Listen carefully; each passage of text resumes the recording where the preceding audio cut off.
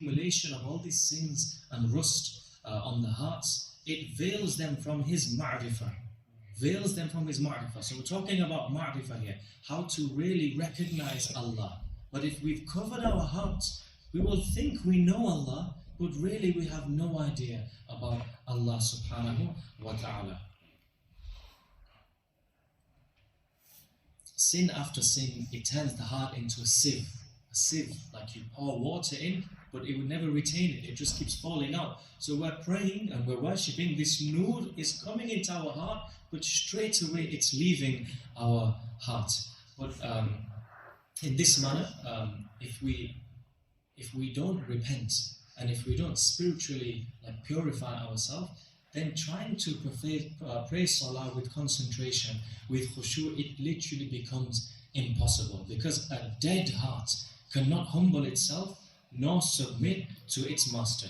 But fighting a person's nafs is very essential to acquiring khushu'. Ibn al-Qayyim rahimahullah, he explains that for a servant to remain present in his salah and to be occupied with his Lord, he has to overcome his lusts and his desires.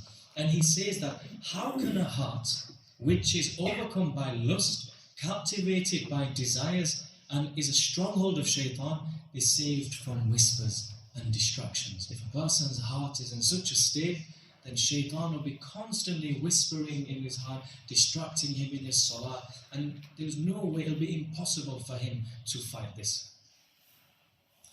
3 benefits of lowering the gaze. So we've talked about one of the worst things that takes this nur from a person's heart, which affects his concentration, is the eyes. So if a person really lowers his gaze, we know it's difficult, we know it's hard, but by lowering the gaze when we're outside, when there is fitna around us, a person will be able to taste the sweetness and joy of Iman. That sweetness, that maybe few seconds of enjoyment which a person will experience by looking around, is nothing compared to the sweetness Allah will give him if he lowers his gaze. Allah replaces this gazing around, He replaces it with something better, and he enjoys it even more. And if a person lowers his gaze, then his heart becomes illuminated and he gets something called firasa. Firasa is where you see things, but you really know if it will benefit you and harm you or not.